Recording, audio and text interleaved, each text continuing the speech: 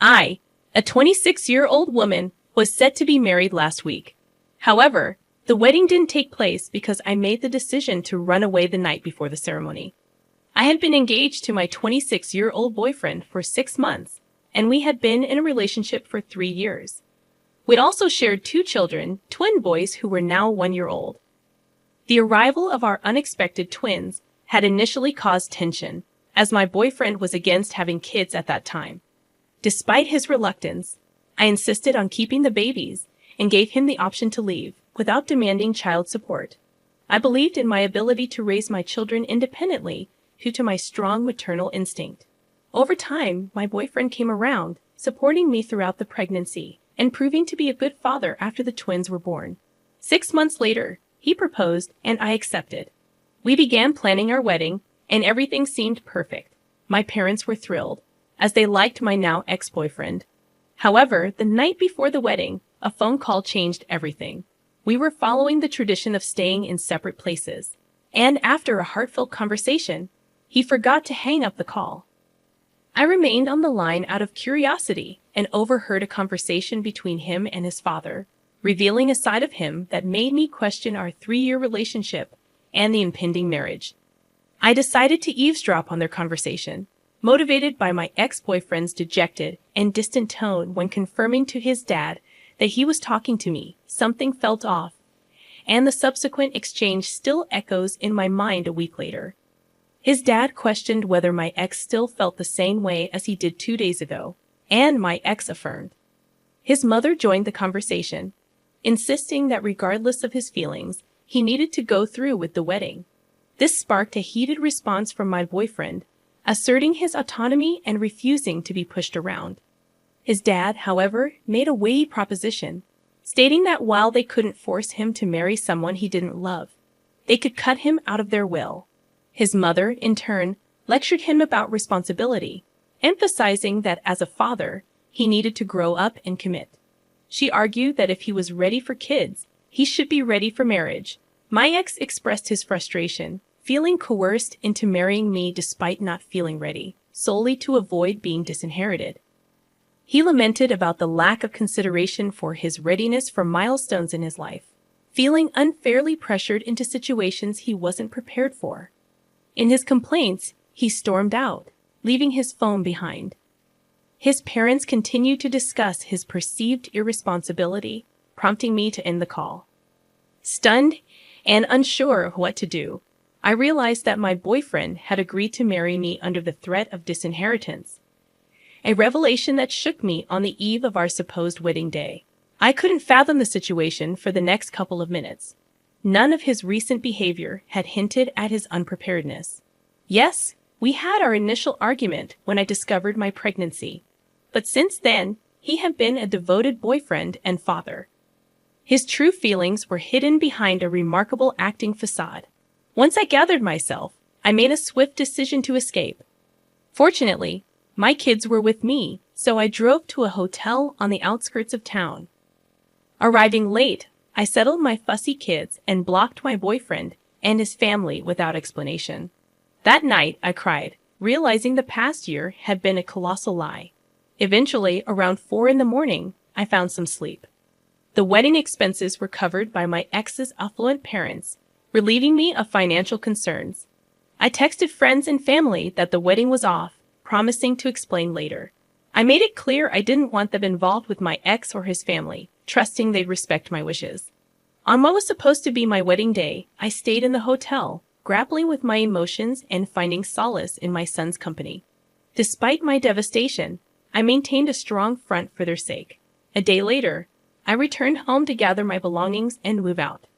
After leaving my kids with my parents, I faced my ex's expected reaction. He appeared sleep-deprived, panicked, and concerned.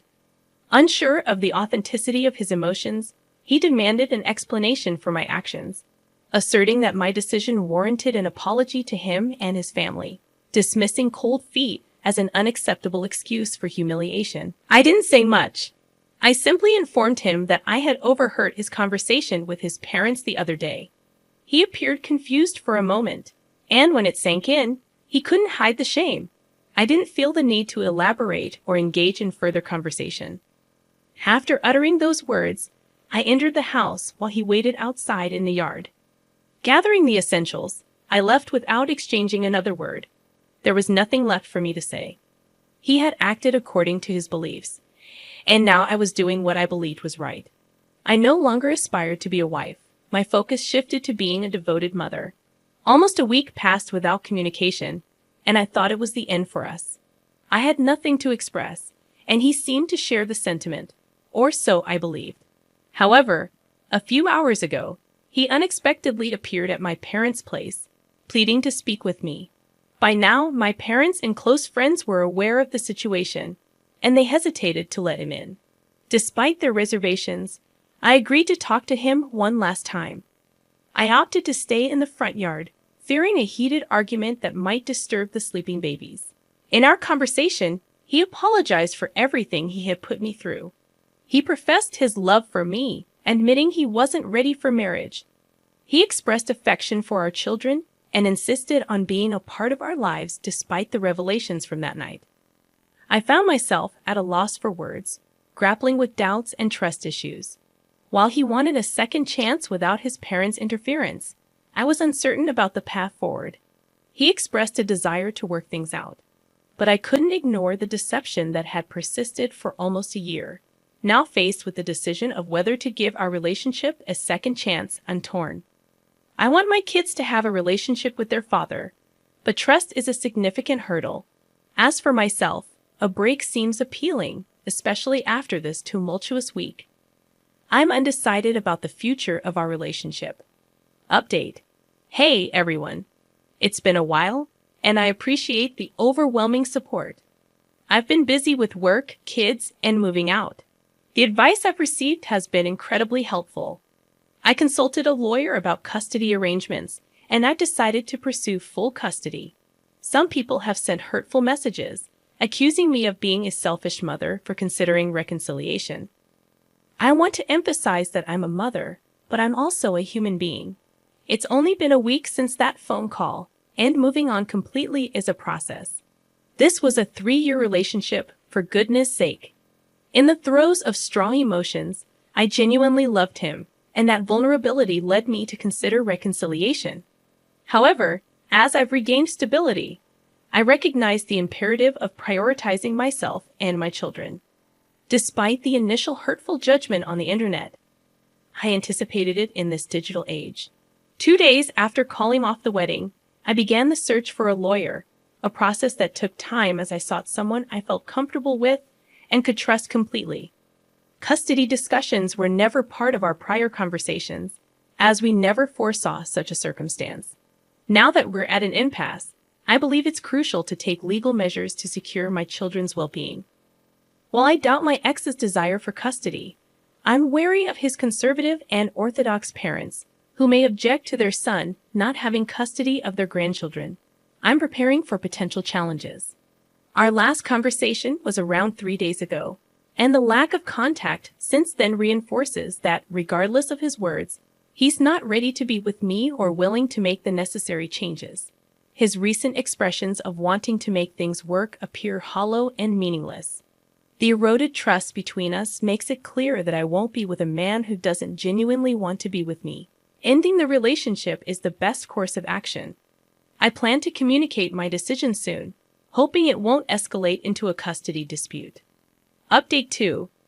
I've informed my ex that I won't be getting back with him and that I intend to file for full custody. I assumed he would understand, given his earlier admission of not being ready for marriage or kids. However, he reacted poorly, engaging in arguments and insisting I couldn't make this decision. I expected him to appreciate not being forced into something he wasn't prepared for. But his reaction has heightened the challenge. Oh, okay. Good on you for managing preschool then. I got her in because I was diagnosed with depression after my husband's death. I got a doctor's note and everything. Wow, I didn't know that was an option. Anyway, the reason I came today is that I need advice. Elizabeth's next statement left me shocked. Would you mind paying our property taxes? What? What property taxes? Where is this coming from? We don't have money to pay property taxes. Why would you think we'd pay it for you? You said we could ask you for anything, didn't you? Well, yes, but plus you guys were the ones who insisted we live on that land. We never insisted. Regardless, property taxes for that land are higher than other places, and it's really causing us problems. Why don't you just work a bit and pay yourself? I can't work. I've even got Emily in preschool based on the excuse that I can't work due to mental illness. That's not our problem. Please, if we can't pay the property tax, we won't be able to live in that house. Look, I don't know all the details, so I'll discuss it with Robert when he gets home. Please do. After showing up out of the blue and making such an unexpected request, Elizabeth left. When Robert got home, I told him about Elizabeth's sudden visit and her asking us to pay property taxes. Of course, Robert was surprised, but he was also angered by her audacity. A few weeks later, we invited Elizabeth over to our house to discuss something important. We timed it so that her daughter, Emily, was at preschool, allowing the three of us to talk. Elizabeth arrived in a good mood. She probably thought we were going to help her with her property taxes. Robert, it's been a while, Elizabeth greeted. You seem well. I heard from Jennifer, but let's hear it from you. What do you want to talk about? Well, I hate to be a bother, but I came to ask for help with the property taxes, she admitted. Why can't you pay them yourself? Is there a reason? I'm still dealing with emotional stress and can't work. With a young child, I just don't have the money for the taxes. So, you can't handle unexpected expenses. Exactly. The property taxes are way too high. After all, it was you guys who decided we should buy that house on that land, so it's your responsibility to help us out. Why? You had the money in the first place. I'm a single mom, and it's tough. Survivor's benefits alone don't cut it. I'm barely making ends meet and can't handle sudden expenses like taxes. You're lying about not having money, Robert retorted. I'm not. I lost a breadwinning husband. Are you out of touch with reality? If you think I don't know anything, Robert said something rather cryptic. Hearing those words, Elizabeth's expression changed slightly. Whoa, you're scaring me, Robert. You're getting more than just survivor benefits, aren't you? What are you talking about? That's all I get, she defended. It's pointless to lie. I know everything. You're getting money from life insurance too. Elizabeth remained silent. My brother had life insurance, you know. He was insured for about $1,000 a month until about age 60. So, as his wife, it's my right to receive that money. You have no right to question me. But you do get a good amount of money every month with survivor's benefits and the insurance money, don't you? It's still not enough for everyday living. We have a mortgage. You've paid off the mortgage, haven't you? Don't you also get various other forms of assistance? How do you know all this? My brother consulted with me about everything, especially financial matters. So, I know it all. I see. But like I said before, I'm his wife, and Emily is his daughter. How we use that money is none of your business. Fair point. But since money is coming in, you should manage it properly and pay your own taxes. Robert, you work for a big corporation, and you're rich. Why can't you just help us out a little? You're being too stingy. Elizabeth still seemed unconvinced, listening to this conversation. I finally understood why Elizabeth, even after losing her husband, continued to live lavishly without working. I couldn't complain. Money was something her late husband left for her. But Robert wasn't done talking, and that's when I learned an unbelievable fact. So earlier, you said the kid is James's. Is that true?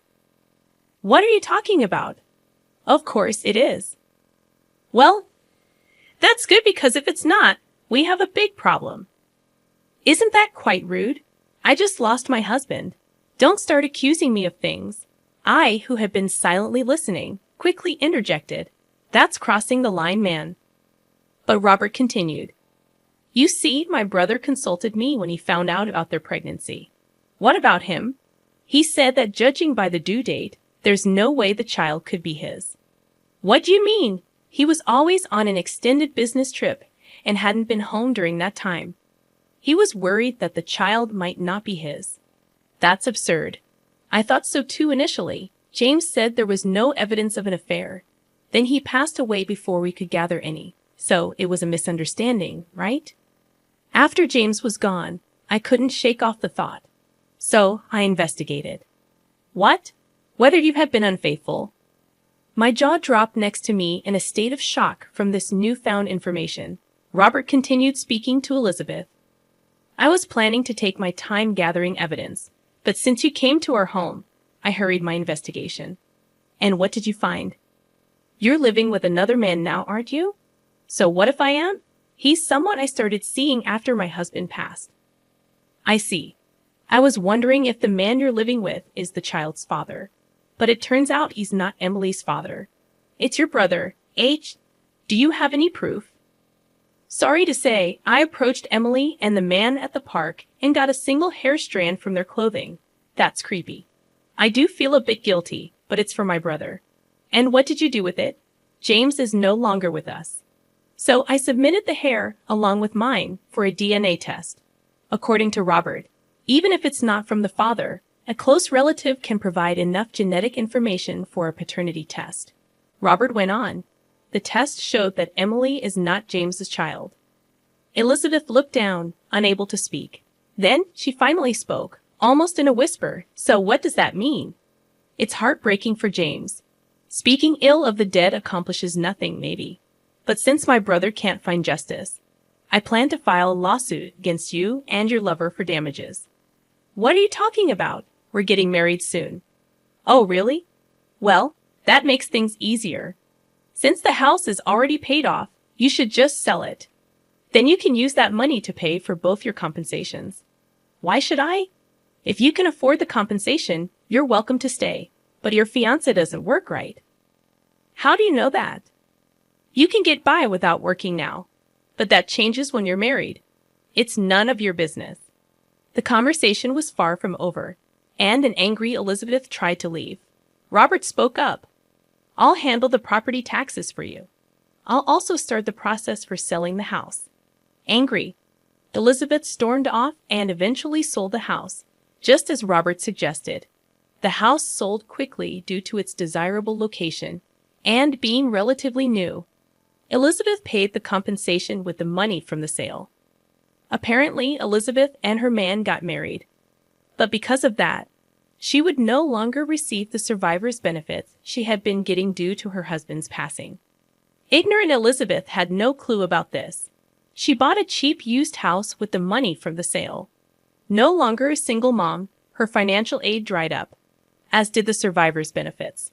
Both Elizabeth and her new husband had to start working. Elizabeth, once a spender on fashion and beauty, marked the start of a tougher life.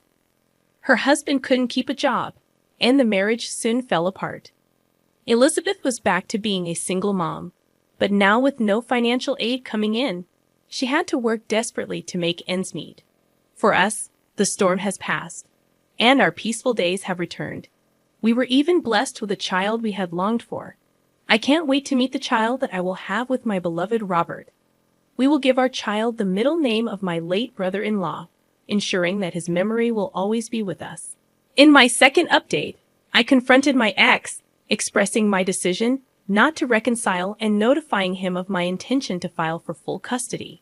I anticipated he would understand, considering his previous admission of not being ready for marriage or kids. I believed he should have felt grateful that I wasn't pushing him into an unprepared role. However, he reacted poorly, engaging in arguments and insisting I couldn't do this to him. He suggested that breaking up was acceptable, but taking his kids away wasn't. This argument might have made sense in a typical relationship, but our circumstances were far from ordinary. As you already know, my ex had initially opposed having kids, and until a week ago, he wasn't ready to be a father. Suddenly, he was fiercely fighting for custody, raising suspicions of external influence, likely from his controlling parents. During our argument at a restaurant, I attempted to calm him down, embarrassed by the scene he was causing.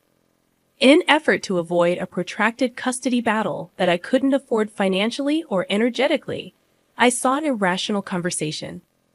I knew his parents could afford top-notch lawyers, potentially dragging out the legal process. My approach was to reason with him and hope he wouldn't contest custody. I reminded him of his previous stance on not being ready for kids until a week ago, asserting that my proposed arrangement was in the best interest of all involved. I suggested he could live his life unburdened by marriage and kids, while I took care of our children. However, he claimed to have changed his mind, asserting he was now ready to be a father. This sudden shift seemed suspicious, leading me to inquire further. He admitted that his parents pressured him to fight for custody after they learned about the canceled wedding. They accepted that I wouldn't marry him but insisted on joint custody to retain a connection with their grandchildren. Threatened with disinheritance, he begged me to agree to joint custody, but I was disgusted and chose to leave. I couldn't fathom that once again, he was succumbing to his parents' influence, even when I had given him an easy way out. He didn't want to be a father or commit to me. His primary concern was his parents' wealth, driving him to such lengths.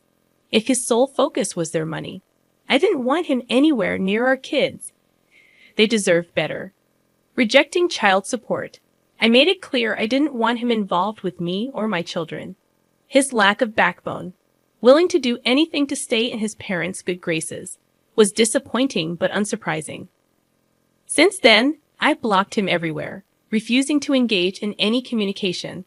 His last message proposed a joint custody agreement with the promise of splitting his inheritance once his parents passed away, an absurd suggestion that revealed his true priorities. Falling for a spoiled individual was my mistake, as a self-made woman who worked hard for everything. Despite his initial efforts to change, it became evident that he was a skilled actor who had deceived me for 3 years. Now, I see him for who he truly is, and I have no interest in exploring more about him. I am done and content with raising my kids on my own. No father is better than one who rejects fatherhood. I am confident that I made the right decision, hoping he comes to his senses and terminates his parental rights rather than dragging this into a prolonged custody battle. I'll continue praying. Update 3. Hello, everyone. It's been a while, and I'm here to share some good news. Although it's been a lengthy period since the last update, I've been occupied. First and foremost, my babies and I have moved into a smaller apartment that I can now call mine. Unlike the house I shared with my ex, this place is near my parents' house. So my parents can visit occasionally to keep an eye on the kids. Additionally, I've hired a full-time nanny to assist me because I can't afford to stop working. I consider myself incredibly fortunate to be able to afford such help right now. Financially, my parents are providing support, and I am immensely grateful for their assistance. None of us saw this situation coming, but they're doing their best, and I'm truly appreciative of having such loving and supportive parents. Now, onto the part I know people are curious about, my ex. Well, he has officially signed away his parental rights. I can't pinpoint exactly what prompted this change, but my best guess is that he decided to stand up to his parents, or perhaps they finally relented. According to a friend, he has moved out of his previous residence, indicating a shift in his circumstances. He apologized to me once again and expressed a desire to offer financial compensation. However, I declined, as I had no intention of accepting money from my ex-boyfriend. Despite potential criticism for this decision, I remain steadfast. While I've forgiven him, it doesn't mean I have to accept any form of compensation. I simply want to move on, and with my parents' support, we are fully capable of raising my kids without his involvement. I conveyed to him that it was okay, but requested no further contact, a boundary he has respected so far. Currently, my focus is solely on my kids, striving to provide them with the best life possible.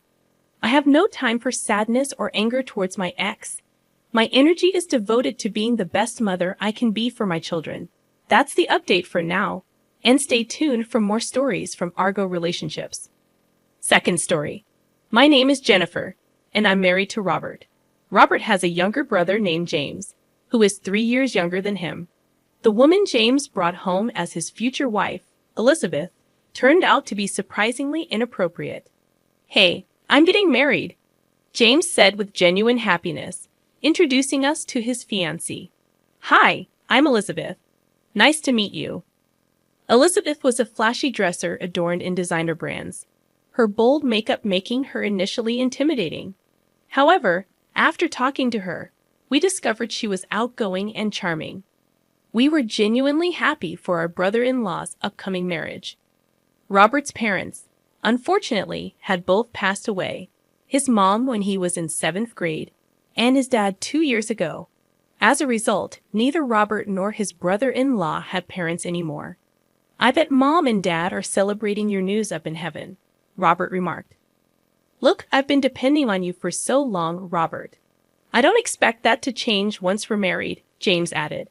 Don't say that, or I'll be taking care of you forever, Robert replied, and they both laughed joyfully, showcasing their close bond. As we absorbed the sudden engagement news, I inquired about their future living arrangements. So where are you guys planning to live after getting married? I asked. We're thinking of building our own place.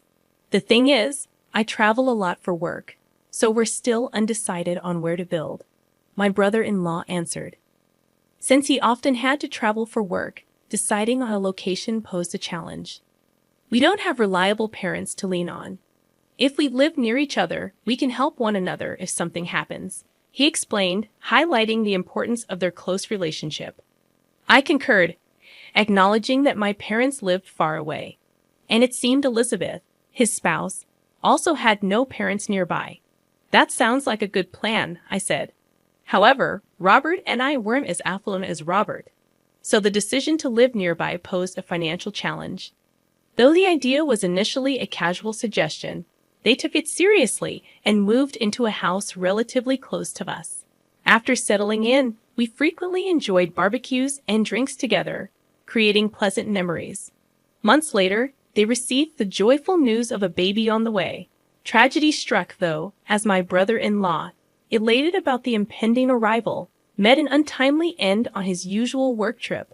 Robert was consumed by grief, mourning the sudden loss of his beloved brother.